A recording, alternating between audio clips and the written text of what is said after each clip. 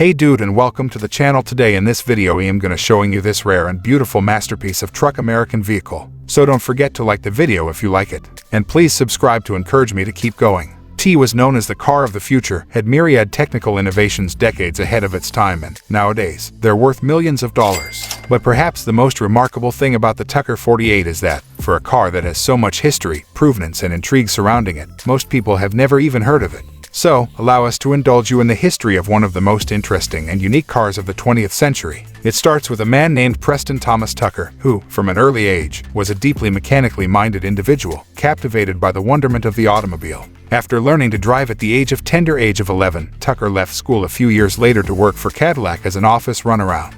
By age 16, Tucker was buying cars to fix them up and sell them for a profit, which he did successfully for a number of years. At age 19, he joined the Lincoln Park Police Department in Michigan, mostly because he wanted to drive the high-performance pursuit vehicles the constabulary had in their fleet. Over the course of the next decade, Tucker would leave the police force, work for the Ford Motor Company on their assembly line, become a car salesman, rejoin the police, become a car salesman again, rejoin the police for a third time, and then become a car salesman again. By the beginning of the 1930s, the bona fide petrolhead was making annual pilgrimages to the Indianapolis Motor Speedway, where he met and subsequently became good friends with Harry Miller, who was, at the time, a successful race car engine builder. In 1934, the pair formed Miller and Tucker, Inc., and Tucker managed to secure the company's first job after convincing Edsel Ford to commission 10 race cars built by Tucker and Miller for the 1935 Indianapolis 500. The 10 race cars, while fast, were an unmitigated disaster for Tucker, as all 10 of the vehicles had to retire from the race due to steering failure.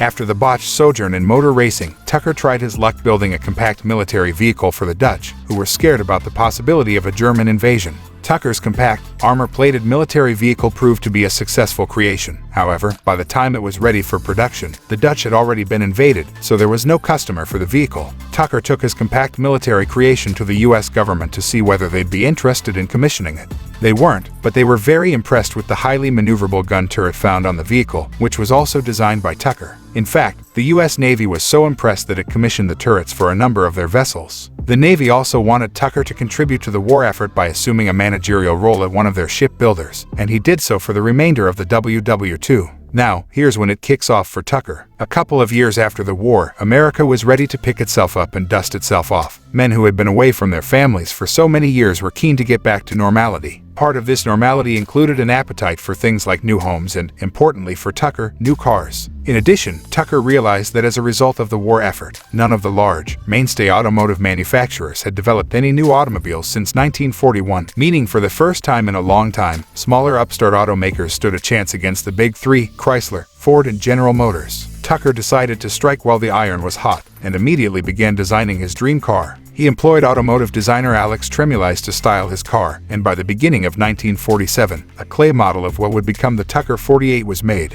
While all this was happening, Tucker realized he would need a manufacturing plant to create his cars. So in 1946, along with just about every other automaker in the US, he put a bid in to secure what was, at the time, the largest manufacturing building in the world, the Dodge Chicago plant. Tucker won the bid for the property and signed a lease in July of 1946, although this lease was dependent on Tucker being able to raise $15 million in capital by March of 1947. To raise the money for his business, Tucker had the rather revolutionary idea of selling dealership rights and stock issues in his company. The innovative solution to get the cash worked, and by 1947 Tucker had approximately $17 million in the bank and was ready to build his car. The Tucker 48, so called for its production model year, truly was a visionary vehicle and came with a raft of features years ahead of its time. These included independent suspension at all four corners, an integrated roll bar, a shatterproof windshield that could also pop out of its housing in the event of a crash, a park brake that doubled as a theft protection mechanism, doors that extended into the roof of the vehicle for better ingress and egress, and a crash chamber in the front passenger footwell.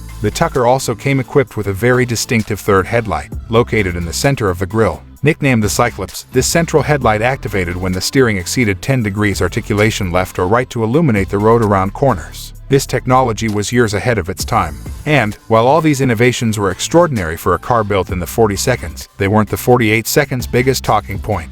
You see, the Tucker 48 derived its power from a motor that was originally made for a Bell 47 helicopter. Built by Franklin, the air-cooled 5.5LT flat 6-unit appealed to Tucker greatly because of its high levels of torque and power, and the fact that it would fit in the 48 seconds rear engine bay. Many modifications were made from the original Franklin engine designed by Tucker and his engineers to make the helicopter engine work properly in a road car. And strangely, Tucker also had his engineers convert the engine from being air-cooled to water-cooled. This unique powerplant was mated to a Cord 810-812 4-speed electro-vacuum manual transmission, modified with stronger gears and a longer case, as the immense torque of the Flat 6 was said to shear the teeth off first gear of the standard box. Despite all these oddities, the finished product did indeed work well, and when the Tucker 48 was revealed in June of 1947 at the Tucker Corporation's Chicago factory to a crowd of roughly 3,000, the car was an instant hit with the public. Despite this, however, things were not going well for Tucker due to the ingenious Tucker Accessories program. This program allowed customers to purchase accessories for their Tuckers such as seat covers, bespoke luggage, and a radio before the vehicles had even been built.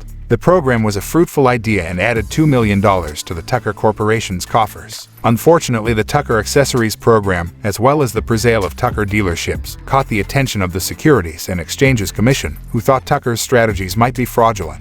And, in 1949, Tucker and 6 executives from the Tucker Corporation were indicted on a number of charges including conspiracy to defraud. The case against the Tucker Corporation was ultimately thrown out of court in 1950, dropping all charges against Tucker and his executive team. However, due to the deeply negative press the court case had caused, the loss of their factory and crippling financial cost of the lawsuit, the Tucker Corporation was finished. As a result, just 50 Tuckers in total, not including the prototype, were built. 37 were built before the trial, and while the Chicago factory was still open, the remaining 13 were put together by a loyal group of about 300 employees. Once the court case began, the factory was officially closed. It was a very sad end to what should have been a bright future for Tucker and his corporation, and to this day, many still speculate that Chrysler, Ford, and General Motors deliberately orchestrated the court case against Tucker for the sole purpose of putting him out of business. It is truly a story for the ages and surely has to be one of the most fabled pieces of American automotive history of all time. It's also little wonder that a true story of this magnitude captured the imagination of many, many die-hard petrolheads around the globe.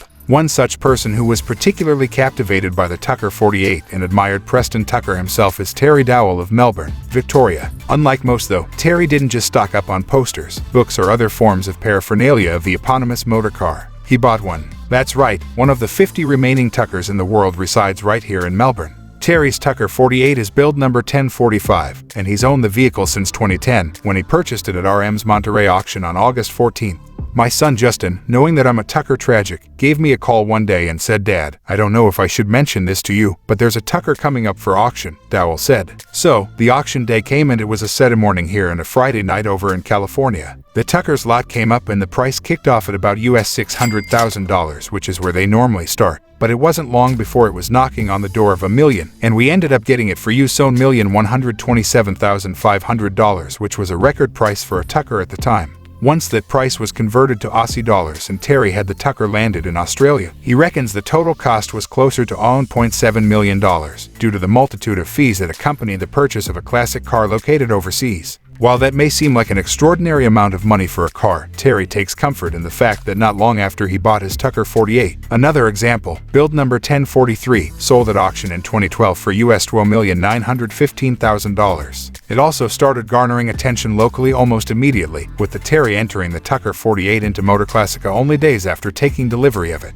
The event director of Motor Classica, Paul Mathers, was looking for a Tucker 48 everywhere to display at the event that year, and he was predominantly looking at getting one from America, Dowell said. So, when he realized there was one on the doorstep here in Melbourne, I think he almost fell over backwards. Tucker 1045 was a smash hit with all the patrons of Motor Classica 2010, and Terry also brought another unique car from his car collection to the event. We also brought my Amelia Earhart Cord to Motor Classica along with the Tucker, and had the two cars parked almost nose to nose. GM design director Richard Ferlazzo, who designed the iconic Holden EFI-JY, came up to me and said, "Terry, you don't know how much of those two cars went into the inspiration for the EFI-JY." Terry's Tucker 48 won first prize for a post-war era vehicle at Motor Classica, which Terry recounts as a very exciting experience, as one of the judges that year was none other than Sir Sterling Moss. Despite the immense value of the vehicle, Terry isn't afraid to actually get out and drive the Tucker 48, which is remarkable considering that most Tuckers are on display in automotive museums across the globe. What's more incredible still is that when Victoria hosted the prestigious and iconic Targa Florio late last year, Terry entered the Tucker in the 1,000-kilometer event and drove it. What a man, what a car. Tucker accessories could be pre-purchased prior to actually ordering a car. That scheme no doubt contributed to the financial investigation of Preston Tucker himself. With only 50 cars and the Tin Goose prototype built, you would think that any Tucker part would be absolutely impossible to find. Surprisingly, in the past 6 months, 2 new old stock box Tucker radios were listed for sale in the USA, on offer for the hefty sum of $1,000. It could be your only chance of owning a bit of the Tucker dream for yourself. Alternatively, the Tucker Automotive Club of America, that also hosts the Tucker Registry, provides contact details and links to a specialist Tucker engine builder and manufacturer of new Tucker 48 torque elastic suspension and reproduction Tucker.